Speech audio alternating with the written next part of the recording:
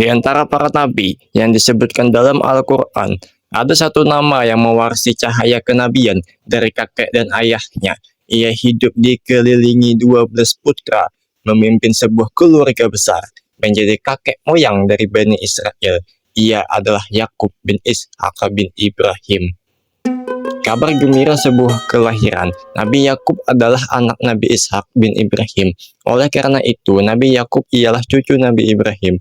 Ibu Nabi Yakub adalah itu bernama Ribkah atau Rebekah binti Azar. Nabi Yakub diutus oleh Allah Subhanahu wa taala untuk membimbing dan mengajak para penduduk Kan'an agar beriman dan taat untuk menyembah kepada Allah sebagaimana yang telah dilakukan oleh ayah beliau Nabi Ishak alaihissalam terhadap penduduk Palestina. Kisah Nabi Yakub dimulai jauh sebelum ia lahir, ketika para malaikat mendatangi Nabi Ibrahim dan istrinya dengan kabar gembira. Mereka tidak hanya mengabarkan kelahiran seorang anak, tetapi juga seorang cucu. Pada surah Hud ayat 71, dan istrinya sendiri di balik tirai, lalu dia tersenyum, maka kami sampaikan kepadanya kabar gembira tentang kelahiran Ishak, dan setelah Ishak akan lahir Yakub.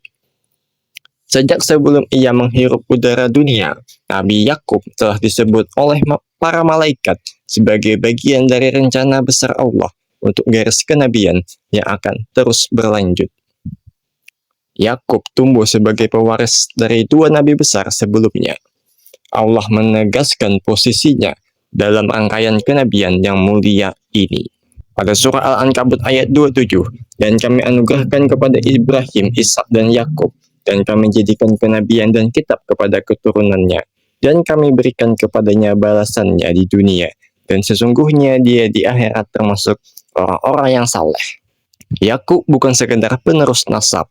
Al-Quran menyebutnya sebagai pribadi yang memiliki keteguhan luar biasa dan pandangan jauh ke depan.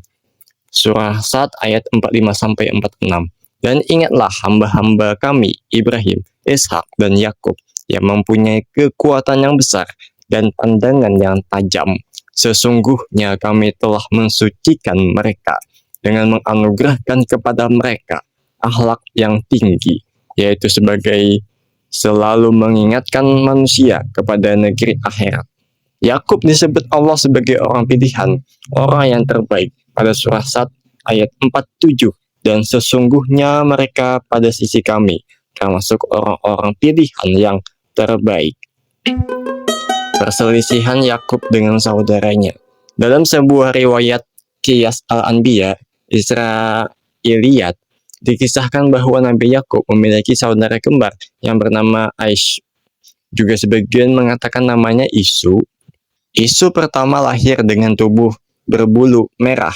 Yakub lahir sambil memegang tumit kakaknya. Mereka nama Yakub dari kata akaba yang artinya mengikat tumit. Aisu memiliki sifat yang sangat berbeda dengan Nabi Yakub. Aisu memiliki sifat yang sedikit buruk dan memusuhi Nabi Yakub. Nabi Ishak lebih menyayangi Aisu dibandingkan Nabi Yakub. Oleh karena itu Nabi Ishak senantiasa meminta Aisu untuk memenuhi kebutuhannya. Sebagai contoh yang selalu dilakukan oleh Aisu adalah menyediakan makanan untuk ayahnya, karena tiap kali ia menghidangkan makanan selalu didoakan oleh ayahnya sebagai anak yang baik. Sementara itu Ribkah, ibu mereka, lebih menyayangi Nabi Yakub, karena Ribkah telah mengetahui sejak kecil Aisu mendapatkan kasih sayang dari ayahnya. Oleh karena itu, Nabi Yakub mendapatkan kasih sayang yang lebih dari ibu beliau. Pada suatu ketika, Nabi Ishak telah berusia lanjut, penglihatannya sudah berkurang. Nabi Ishak menyuruh Aisu berburu binatang di hutan. Ia ingin makan daging perburuan, dan Aisu memang mahir berburu binatang. Aisu pun bergegas menuju hutan. Ia ingin memenuhi permintaan bapaknya.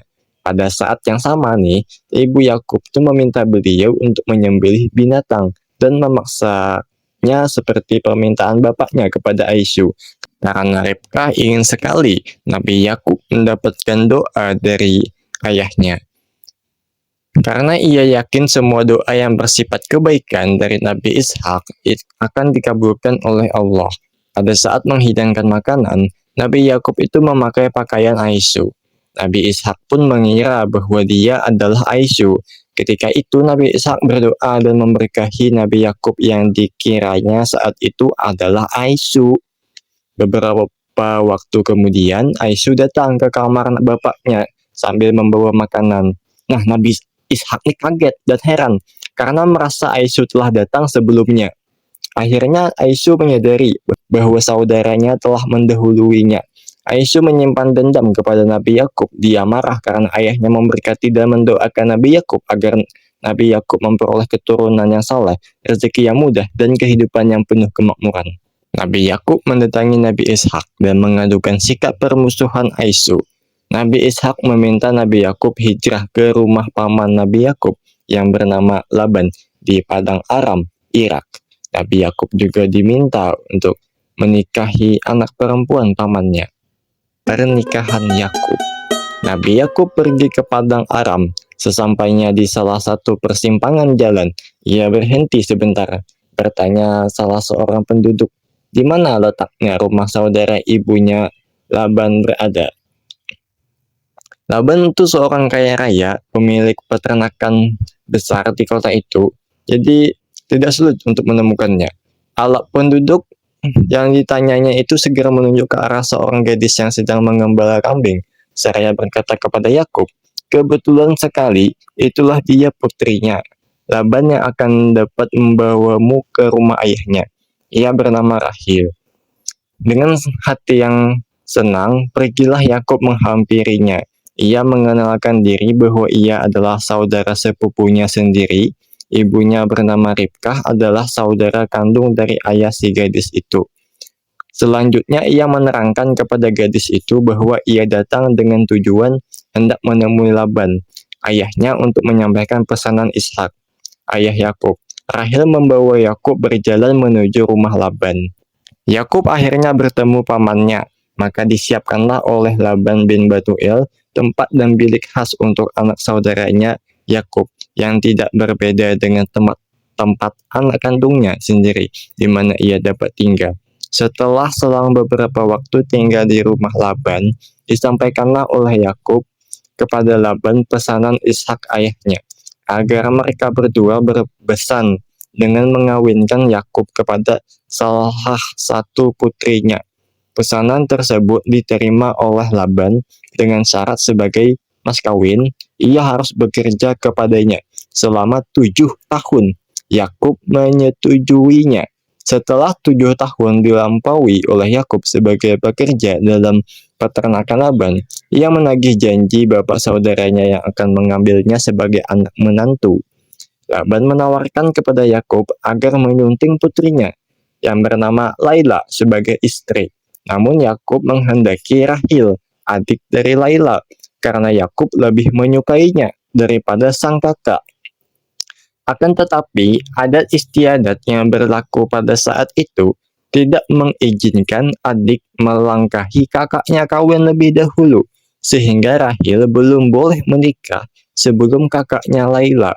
Karenanya sebagai jalan tengah agar tidak mengecewakan Yakub dan tidak melanggar aturan, Laban menyarankan agar anak saudaranya Yakub menerima Laila sebagai istri pertama dan Rahil sebagai istri kedua yang akan dinikahi kelak setelah ia menjalani masa kerja 7 tahun lagi. Jadi Yakub harus menunggu 7 tahun lagi untuk menikahi Rahil. Pada saat itu hukum menikahi dua perempuan kakak beradik belum dilarang. Kalau sekarang sudah tak boleh, itu dilarang. Dari hasil pernikahan, Nabi Yakub memperoleh 12 orang anaknya. Di antaranya adalah Nabi Yusuf dan Benjamin. Nabi Yusuf kelak akan menjadi nabi selanjutnya, dan aku akan menceritakan kisahnya di video selanjutnya. Bertahun-tahun berlalu dalam pengasingan, namun Yakub tak pernah benar-benar melupakan tanah kelahirannya atau saudara kembarnya yang ia tinggalkan dalam kemarahan. Setelah sekian lama, Yakub akhirnya memutuskan untuk kembali. Namun bayang-bayang kemarahan Esau di masa lalu membuatnya begitu cemas. Ia tak tahu apakah saudaranya masih menyimpan dendam atau telah memaafkannya. Yakub mempersiapkan segala sesuatu dengan hati-hati. hadiah, rombongan, doa sebelum akhirnya memberanikan diri menghadapi pertemuan yang telah lama ia takutkan. Tapi pertemuan yang selama ini ditakutkan Yakub ternyata berakhir jauh berbeda dari bayangannya. Isu akhir-akhir menyimpan dendam justru berlari menyambut saudaranya, memeluknya. Kemarahan yang dulu membara telah luruh oleh waktu. Kedua saudara itu pun akhirnya berdamai, mengakhiri perpisahan panjang yang telah memisahkan mereka selama bertahun-tahun. Nikmat berupa keturunan yang saleh. Allah menganugerahkan kepada Yakub sebuah keluarga besar sebagai bagian dari rahmat-Nya, meneruskan berkah yang diberikan kepada ayah dan kakeknya. Dari keturunan Yakub inilah lahir sebuah bangsa besar yang dalam Al-Quran disebut Bani Israel. Keturunannya akan terus diuji keimanannya dari generasi ke generasi. Namun bagi Yakub sendiri, kebahagiaan memiliki keluarga besar juga menjadi ladang tanggung jawab, menjaga agar anak cucunya tetap berada di jalan tauhid. Israel sendiri sebenarnya adalah nama lain atau gelar dari Nabi Yakub. Karena itu Bani Israel secara harfiah artinya anak keturunan Israel, Yakub. Yakub dikaruniai 12 putra. Al-Quran menyebut mereka sebagai Al-Asbat, suku-suku, dan menegaskan bahwa dari mereka lah lahir 12 kelompok keturunan yang menjadi umat tersendiri. Surah Al-A'raf ayat 160. Dan kami bagi mereka menjadi 12 suku sebagai umat-umat.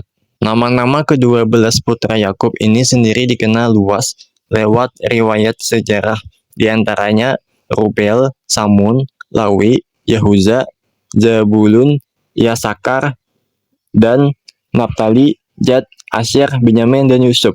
Dari nama Yahuza inilah kemudian istilah Yahudi berasal. Wasiat Nabi Yakub. Di antara kisah hidupnya ada satu momen yang diabadikan Al-Quran secara khusus, bukan tentang kekuasaan atau harta, melainkan tentang detik-detik terakhir hidupnya. Ketika maut mendekat, Nabi Yakub mengumpulkan anak-anaknya dan mengajukan satu pertanyaan yang paling penting dalam hidup seorang manusia. Surah Al-Baqarah ayat 133. Apakah kamu menyaksikan ketika maut hendak menjemput Yakub, ketika ia berkata kepada anak-anaknya, "Apa yang kamu sembah sepeninggalku?" Mereka menjawab, "Kami akan menyembah Tuhanmu dan Tuhan nenek moyangmu, yaitu Ibrahim, Ismail, dan Ishak, yaitu Tuhan yang Maha Esa, dan kami hanya tunduk patuh kepadanya." Inilah warisan sejati yang ingin ditinggalkan Yakub kepada anak-anaknya, bukan kekayaan dunia, melainkan kejelasan akidah, dan jawaban anak-anaknya menjadi bukti bahwa pesan itu telah tertanam dengan kuat. Mereka akan tetap menyembah Allah, Tuhan yang satu, Tuhan yang sama yang Ibrahim sembah, dan Ishak sebelum mereka. Pertanyaan yang paling penting untuk diwariskan bukanlah apa yang kau miliki, melainkan kepada siapa kau menyembah. Baiklah, itu dia kisah tentang Nabi Yakub alaihissalam. Jika kau suka video ini, silahkan like dan subscribe. Sampai jumpa di video selanjutnya series kisah Nabi.